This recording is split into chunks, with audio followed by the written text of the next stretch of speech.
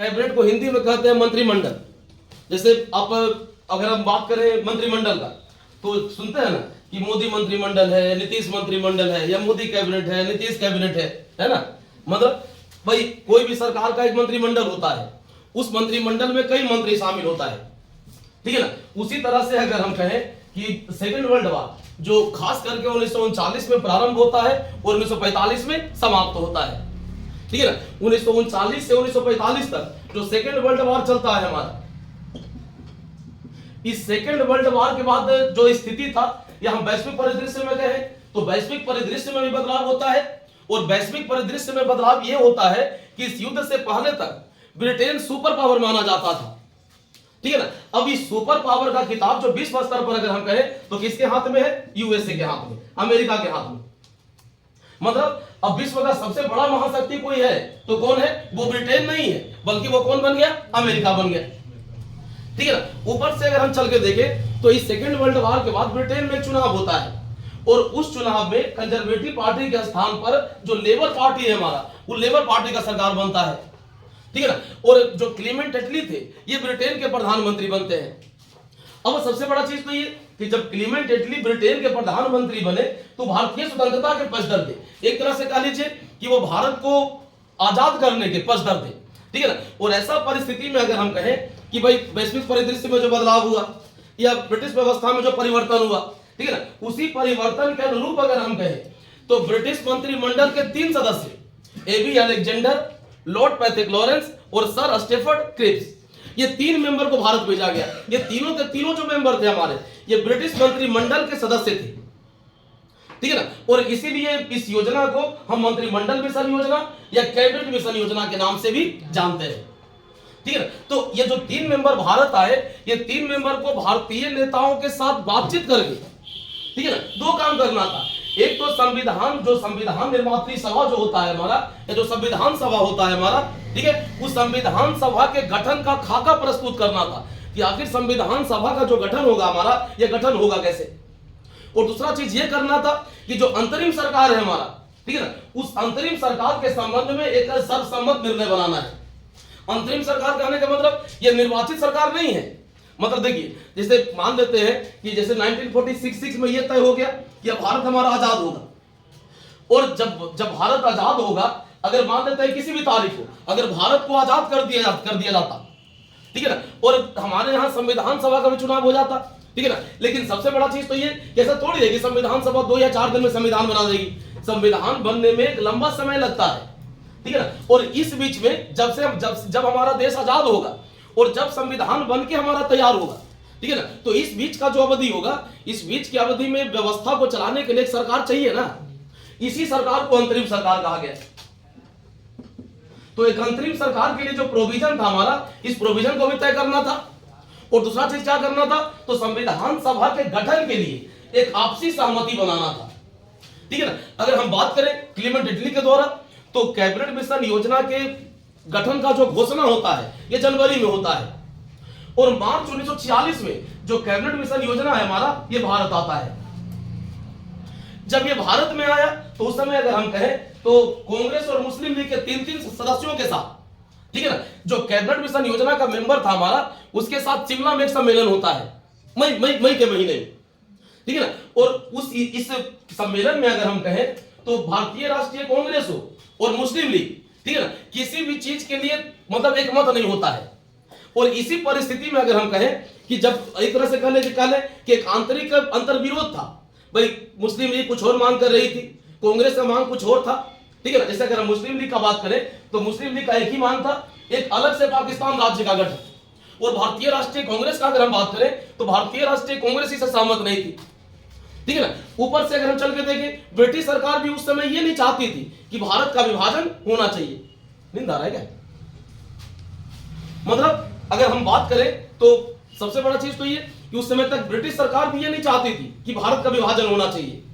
लेकिन जहां तक सवाल रह गया कि जिस सांप्रदायिकता के दौर में हमारा देश सुलझ रहा था, मतलब जिस तरह से एक अलग पाकिस्तान राज्य का मांग उठ रहा था, ठीक है ना, उस मांग को शुरू करवाने वाला अगर कोई वर्ग था भारत में तो वो भी अंग्रेज ही था, ठीक है। जैसे हम पहले बताए कि 1909 का जो अधिनियम बना हमारा, उस 1909 के अधिनियम में एक प्रोविजन रखा गया कि मुसलमानों के लिए पृथक निर्वाचक मंडल का गठन किया जाएगा।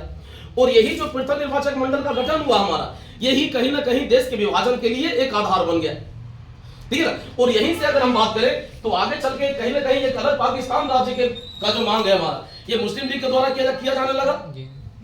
इसी परिस्थिति में अगर हम कहें तो सबसे बड़ा चीज यहाँ पे ये हुआ कि भाई मुस्लिम लीग ये चाहती थी कि भाई मुसलमान के लिए एक अलग राष्ट्र होना चाहिए, एक अलग पाकिस्तान, ठीक है ना। भारतीय राष्ट्रीय कांग्रेस ये नहीं चाहती थी कि देश का बंटवारा होना चाहिए। अगर हम ब्रिटिश सरकार के मंतव्य को देखें तो ब्रिटिश सरकार भी ये नहीं चाहती थी कि भारत का बंटवारा होना चाहिए, ठीक है ना। लेकिन सबसे बड़ा चीज तो ये कि जो वृक्ष ब्रिटिश सरकार के द्वारा लगाया गया था, अब यही वृक्ष मुस्लिम लीग के द्वारा फल फूल रहा था हमारे यहाँ, ठीक है ना। तो कहने का मतलब ये कि दोनों के बीच एक संतुलन बनाना था हमको, ठीक है ना। और यही संतुलन बनाने का प्रयास हुआ कैबिनेट मिशन योजना में। जैसे हम पहले बताए कि मई के महीने में अगर हम कहें तो शिमला में एक सम्मेलन होता है। इस सम्मेलन में जो ब्रिटिश मंत्रिमंडल के जो 3 मेंबर थे ये भी शामिल होते हैं, भारतीय राष्ट्रीय कांग्रेस का भी 3 प्रतिनिधि शामिल होता है और मुस्लिम लीग का 3 प्रतिनिधि शामिल होता है इसमें। और लेकिन इस जो सम्मेलन हुआ शिमला में, इस सम्मेलन में कोई सर्वसम्मत निर्णय नहीं निकल पाया। मतलब कोई भी ऐसा निर्णय नहीं हुआ जो कांग्रेस, मुस्लिम लीग और अंग्रेज तीनों को मान्य हो, ठीक है ना। और इसी परिस्थिति में अगर हम कहें कि जब कोई भी एक सर्वसम्मति तय नहीं हो पाया, ठीक है ना, फिर भी मई के महीने में ही जो कैबिनेट मिशन योजना है हमारा, ये भारत के लिए एक प्रारूप प्रस्तुत करता है, ठीक है ना। मतलब भारत के लिए कुछ सिफारिश प्रस्तुत करता है और इसी को हम मंत्रिमंडल मिशन योजना का सिफारिश कहते हैं। अब इस सिफारिश में क्या क्या शामिल था, तो सबसे पहला चीज तो यहाँ पे ये कहा गया कि भारत एक संघ होगा। मतलब कैबिनेट मिशन योजना का जो सिफारिश जो सामने रखा गया, उस सिफारिश में सबसे पहला प्रोविजन क्या कहा गया कि भारत एक संघ होगा। इस संघ में ब्रिटिश प्रांत और देसी रियासत दोनों शामिल होगा। मतलब भारत में जो संघ का गठन होगा उस संघ में देसी रियासत भी शामिल होगा और देसी रियासत के साथ साथ अगर हम बात करें तो जो ब्रिटिश भारत है हमारा या जो ब्रिटिश प्रांत है हमारा, ये भी शामिल होगा। ब्रिटिश भारत प्लस देसी रियासत। देसी रियासत समझते हैं ना, इसको कहते हैं। ब्रिटिश शासन काल में भारत में 2 तरह का क्षेत्र था। एक क्षेत्र को हम प्रांत कहते थे और दूसरे को हम देसी रियासत कहते थे। प्रांत कहने का मतलब हमारा यह होता था कि जहां पे गवर्नर का शासन था और जहां का अपना विधानमंडल था, मतलब विधि निर्माण के लिए जहां अपना विधानमंडल था, ठीक है ना। और देसी रियासत कहने का मतलब जहां पे जो देसी राजा महाराजा होता है हमारा, उसका शासन था। ऐसा नहीं कि देसी राजा महाराजा के ऊपर अंग्रेजी सरकार का कंट्रोल नहीं था, बल्कि जो देसी राजा महाराजा भी था हमारा, ये ब्रिटिश सरकार के नियंत्रण के अधीन ही था, ठीक है ना। लेकिन ब्रिटिश सरकार के नियंत्रण के अधीन रहते हुए जो राजा महाराजा था वो अपने अपने रियासत का शासन चला रहा था, ठीक है ना। तो जहां गवर्नर नहीं है और जहां राजा महाराजा का शासन है, उसी को हम क्या कहते थे, देसी रियासत। अब अगर हम यहां पे बात करें तो सबसे बड़ा चीज तो ये कि यहां जो संघ का गठन होना था, ये ब्रिटिश भारत और देसी रियासत दोनों से मिलाकर होना था, ठीक है ना। इस संघ के सरकार के अधीन मैंने 3 शक्ति देना था। कौन कौन, तो विदेश मामला, प्रतिरक्षा और संसूचना। मतलब जो संघ सरकार का हमारा गठन होगा, जैसे अगर हम भारत को संघ बनाएंगे तो संघ में 2 तरह का सरकार होगा, एक केंद्र का सरकार और दूसरा राज्य का सरकार। जैसे आज होता है ना हमारे यहाँ, आज भी है ना, आज एक भारत का सरकार है या केंद्र का सरकार है, इसी को हम लोग संघ का सरकार कहते हैं, ठीक है ना। जैसे अपना जो दिल्ली में बैठा हुआ लोग है, ये पूरे भारत के लिए है, ठीक है ना। और जो पटना में बैठा हुआ लोग है या फिर राज्य की राजधानी में बैठा हुआ जो लोग है, ये अपने अपने राज्य के लिए है, ठीक है ना। तो यहाँ पे सबसे बड़ा चीज तो ये कि यहाँ पे केंद्र सरकार को मैंने 3 शक्ति देना था। क्या क्या, विदेश मामला, प्रतिरक्षा और संसूचना। और बाकी जो भी विषय था ये किसको सौंप देना था, प्रांत को, ठीक है ना। और अगर हम बात करें अवशिष्ट विषय का, ठीक है ना, तो जैसे भारत शासन अधिनियम 1935 हम पढ़ा रहे थे, उसमें क्या बताए थे कि जो भी अवशिष्ट शक्ति होगा या जो भी अवशिष्ट विषय होगा, ये किसको सौंप देना था, गवर्नर जनरल को, ठीक है ना। लेकिन जो कैबिनेट मिशन योजना था हमारा, इसमें यह कहा गया कि जो अवशिष्ट विषय होगा, ठीक है ना, ये किसके नियंत्रण में होगा, प्रांत के नियंत्रण में। ये संघ के नियंत्रण में नहीं होगा, बल्कि किसके नियंत्रण में होगा, प्रांत के नियंत्रण में, ठीक है ना। जैसे अगर हम भारत के संविधान का बात करें तो हमारे संविधान में जो अवशिष्ट विषय होता है उस अवशिष्ट विषय पर किसका नियंत्रण होता है? संघ का। मतलब अवशिष्ट विषय पर विधि बनाने का शक्ति वर्तमान में किसके पास है? संघ के पास। लेकिन जो कैबिनेट मिशन योजना था हमारा, वहां पे अवशिष्ट विषय किसको सौंप देना था? प्रांत को। ठीक है ना। इसके बाद अगर हम कहें देशी रियासत के संदर्भ में, तो देशी रियासत जो था हमारा, उसको यह कहा गया कि यदि कोई देशी रियासत मतलब अपना जो भी शक्ति संघ को सौंपना चाहता है, ठीक है ना, मतलब देशी रियासत के लिए जरूरी था कि वो अगर चाहे तो कुछ शक्ति संघ को सौंप सकता है, और जितना शक्ति संघ को सौंप देगा उसके बाद जो शक्ति बचा हुआ रहेगा वो किसके पास रहेगा? देशी रियासत के पास। मतलब यहां पे अगर हम कहें तो देशी रियासत को एक तरह से कह लीजिए कि आजाद रहने का प्रोविजन कर दिया गया। मतलब वो भारतीय संघ में शामिल हो या मन करे तो भारतीय संघ में शामिल ना हो। ठीक है ना। मतलब अगर देशी रियासत चाहे तो वो स्वतंत्र भी रह सकता है। ठीक है ना। ऊपर से अगर हम बात करें तो जो कैबिनेट मिशन योजना था हमारा, यहां पे प्रांत का 3 कैटेगरी बनाया गया। मतलब प्रांत का 3 वर्ग बनाया गया, प्रवर्ग का, प्रवर्ग का और प्रवर्ग का। प्रवर्ग का अगर हम बात करें तो इसमें हिंदू बहुमत वाला 6 प्रांत शामिल था। प्रवर्ग का अगर हम बात करें तो हिंदू बहुमत का 6 प्रांत हमारा बिहार हो जाएगा, उड़ीसा हो जाएगा, संयुक्त प्रांत हो जाएगा, मध्य प्रांत हो जाएगा, बंबई हो जाएगा और मद्रास हो जाएगा। मतलब ये 6 प्रांत जहां की हिंदू बहुमत में है उसको प्रवर्ग का में रखा गया। अगर हम प्रवर्ग खा का बात करें, ठीक है ना, तो इसमें पंजाब हो गया हमारा, सिंध हो गया हमारा, बलूचिस्तान हो गया हमारा और उत्तर पश्चिम सीमांत प्रांत हो गया हमारा। मतलब कि जहां पे हिंदू मुस्लिम या बाकी जो आबादी है मिला जुला रूप में है, ठीक है ना, इसको प्रवर्ग खा में रखा गया। और प्रवर्ग गा का अगर हम बात करें तो इसमें 2 प्रांत शामिल था, एक बंगाल और दूसरा असम। ये दोनों प्रांत का विशेषता ये कि यहां मुस्लिम बहुमत में था। ठीक है ना। प्रवर्ग का विशेषता ये कि यहां पे हिंदू बहुमत में था। और प्रवर्ग खा कहने का मतलब ये कि जहां पे आबादी का मिला जुला रूप था। मतलब यहां हिंदू भी है, मुस्लिम भी है, सिख भी है, ईसाई भी है, मतलब हर धर्म का लोग जहां पे रहता है। ठीक है ना। ये प्रवर्ग खा हो गया हमारे। अब सबसे बड़ा चीज तो ये कि मतलब यहां पे अगर हम देखें तो जो प्रांत है हमारा, जो भारत है हमारा, उसको 3 प्रवर्ग में बांट दिया गया। ठीक है ना। अब तीनों प्रवर्ग के बारे में यह कहा गया कि ये जो तीनों प्रवर्ग है हमारा, ये तीनों प्रवर्ग पहले अपने अपने प्रवर्ग के लिए संविधान बनाएगा। ठीक है ना। और जब तीनों अपना अपना संविधान बना लेगा तो एक भारत का संविधान बनाएगा। ठीक है ना। मतलब अगर हम बात करें तो तीनों प्रवर्ग का अपना अपना सरकार होगा और अपना अपना संविधान होगा। ठीक है ना। मतलब भारत में एक संविधान नहीं बनना था, भारत में कितना संविधान बनना था? 4 संविधान। मतलब तीनों प्रवर्ग के लिए एक एक संविधान और एक भारत का संविधान। ठीक है ना। तो मतलब भारत को हम यहां पे अगर हम कहना चाहे रियल में तो यूनाइट नहीं रखना था। और यहां जो राज्य का जो अलग अलग प्रवर्ग में बंटवारा हुआ था, यह बंटवारा भी मुस्लिम लीग को संतुष्ट करने के लिए हुआ था। ताकि मुस्लिम लीग था हमारा, ये अलग पाकिस्तान का मांग कर रहा था। ठीक है ना। और कैबिनेट मिशन योजना का जो सिफारिश था हमारा, इस सिफारिश में कहीं से भी एक अलग पाकिस्तान राज्य के गठन का मांग स्वीकार नहीं किया गया था। तो जब मांग स्वीकार नहीं किया गया, ठीक है ना, तो कुछ छूट दिया गया मुस्लिम लीग को कि जहां पे मुस्लिम बहुमत वाला रीजन है, ठीक है ना, वहां पे अगर मुस्लिम लीग चाहे तो सर्व सत्ता का उपयोग कर सकता है।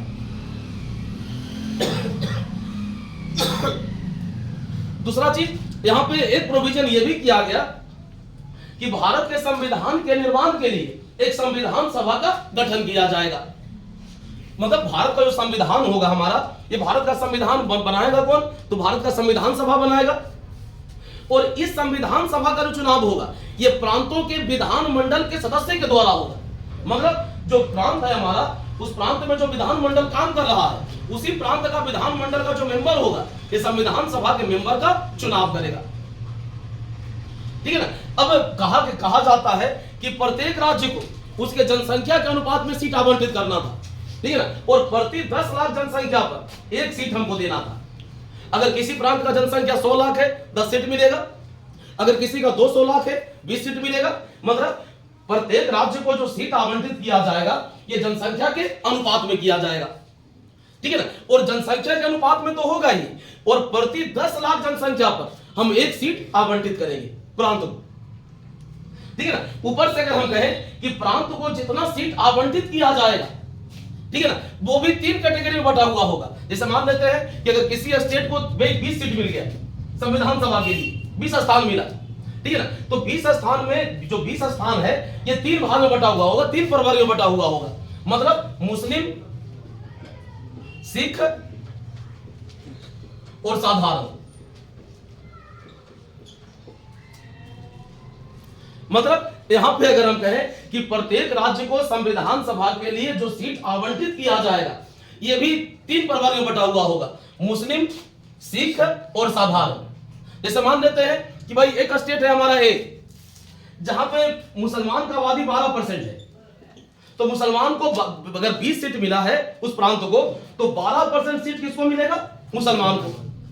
अगर मान लेते हैं कि उस प्रांत में सिख का आबादी अगर 10% है, तो अगर 20 सीट आवंटित हुआ है उस प्रांत को, तो 20 सीट में से 10% सीट मतलब 2 सीट किसको मिलेगा? सिख को, ठीक है ना। और बाकी जो बच गया उस पर किसी का भी निर्वाचन हो सकता है। मतलब बाकी जो बच गया उसमें हिंदू भी है, बौद्ध भी है, जैन भी है, ईसाई भी है, एंग्लो इंडियन भी है, मतलब हर कोई शामिल है इसमें, ठीक है ना। तो यहाँ पे सबसे बड़ा चीज तो ये कि जो प्रांत को जितना सीट आवंटित करना था हमको, उस सीट का आवंटन भी, ठीक है ना, मतलब जनसंख्या के अनुपात में करना था। मुसलमान का जितना जनसंख्या है उस जनसंख्या के अनुपात में स्थान देना है, सिख का जितना जनसंख्या है उस जनसंख्या के अनुपात में स्थान देना है, और बाकी जो बच गया उस पर किसी का भी चयन हो सकता था, मतलब किसी का भी निर्वाचन हो सकता था। मतलब अगर मुस्लिम का अगर आबादी 12% है, ठीक है ना, तो जितना सीट हम उस प्रांत को आवंटित किए हैं उसका 12% सीट किसको मिलेगा? मुस्लिम को।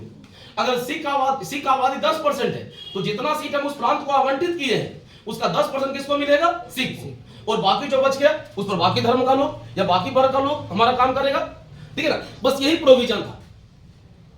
अब सबसे बड़ा चीज तो ये कि अगर हम मुस्लिम लीग का बात करें, यहां पर देखिए इस जो कैबिनेट मिशन योजना का जो सिफारिश था, इस सिफारिश में कहीं से भी पाकिस्तान राज्य के गठन का प्रोविजन नहीं था, गठन का प्रस्ताव नहीं था। इसलिए अगर हम मुस्लिम लीग का बात करें तो मुस्लिम लीग कैबिनेट मिशन योजना को अस्वीकार कर देता है, ठीक है ना। लेकिन बाद में अगर हम बात करें मुस्लिम लीग का, तो मुस्लिम लीग इसको एक्सेप्ट भी करता है, और एक्सेप्ट इसलिए करता है कि एक संप्रभु पाकिस्तान के लिए, ठीक है ना, मतलब संघर्ष जारी रखने का एक तरीका हो सकता है। मतलब हम संविधान सभा में शामिल होंगे, ठीक है ना, लेकिन अलग से पाकिस्तान राज्य के गठन के लिए जो हमारा संघर्ष है यह संघर्ष जारी रहेगा, ठीक है ना। और बाद में जाकर देखिएगा कि 16 अगस्त 1946 को, ठीक है ना, जो मुस्लिम लीग है हमारा, ये डायरेक्ट एक्शन या सीधी कार्यवाही दिवस मनाता है, ठीक है ना। और इसी डायरेक्ट एक्शन का नतीजा क्या था कि अगर हम भारत का बात करें तो भारत में सांप्रदायिक दंगा बहुत तेजी से भड़कता है, ठीक है ना। खास करके हमारा बिहार हो गया, हमारा बंगाल हो गया, ठीक है ना। मतलब इस सब एरिया में जो दंगा है ना, ये दंगा अपने चरम पर पहुंच जाता है, ठीक है। अगर हम बंगाल का बात करें तो बंगाल में जो सांप्रदायिक दंगा हुआ, उस दंगा में अगर हम बात करें तो मैक्सिमम हिंदू का नरसंहार हुआ, ठीक है ना। और बिहार वगैरह में हम बात करें तो मुस्लिम वर्ग का नरसंहार हुआ। मतलब यहाँ पे जो 2 वर्ग हमारा मेन है, हिंदू और मुसलमान, ठीक है ना, ये आपस में इस तरह से उलझता है। मतलब ये एक अलग पाकिस्तान राज्य के लिए किसी तरह से अगर हम बात करें तो दोनों आपस में इस तरह से उलझता है कि दोनों में सांप्रदायिक दंगा इतना ज्यादा भड़क जाता है ना कि सांप्रदायिक दंगा को कंट्रोल करना हमारे लिए मुश्किल हो जाता है, ठीक है। और बाद में इसी दंगा से प्रेरित होकर अगर हम भारतीय राष्ट्रीय कांग्रेस का बात करें या बाकी दल का बात करें तो अलग पाकिस्तान राज्य के गठन के मांग को स्वीकार करता है। मतलब हमारे सामने 2 विकल्प है, या तो हम नरसंहार होते रहने दें या हम पाकिस्तान के मांग को एक्सेप्ट कर लें, ठीक है ना। नरसंहार दोनों वर्ग का हुआ, मुस्लिम का भी हुआ और हिंदू का भी हुआ, ठीक है ना। लेकिन सबसे बड़ा चीज तो ये वो चाहे हिंदू हो चाहे मुसलमान, दोनों तो हमारा आबादी है ना। अगर मर रहा है तो भारतीय ही मर रहा है ना, ठीक है ना। तो ऐसा परिस्थिति में या तो हम भारतीयों को मरने दें या अलग पाकिस्तान के गठन के मांग को स्वीकार कर लें। हमारे सामने 2 ही विकल्प था, और ऐसा परिस्थिति में जो भारतीय राष्ट्रीय कांग्रेस था ये दूसरा विकल्प को चुनता है, ठीक है ना, कि भाई अलग चाहे देश का बंटवारा ही क्यों ना हो जाए, लेकिन हमको इस सांप्रदायिक दंगा को रोकना होगा। और बाद में अगर हम बात करें तो भारतीय राष्ट्रीय कांग्रेस, ठीक है ना, देश के विभाजन के मांग को भी एक्सेप्ट करती है, ठीक है। और 1947 में हमारा देश आजाद भी होता है, और आजादी के साथ साथ 2 डोमिनियन में, भारत और पाकिस्तान के रूप में, ठीक है ना, इसका बंटवारा भी होता है। अगर हम भारतीय राष्ट्रीय कांग्रेस का बात करें तो भारतीय राष्ट्रीय कांग्रेस जो थी हमारी, ये कहीं ना कहीं कैबिनेट मिशन योजना के प्रस्ताव को अस्वीकार कर देती है, लेकिन ये समूचे के समूचे प्रस्ताव को अस्वीकार नहीं करती है।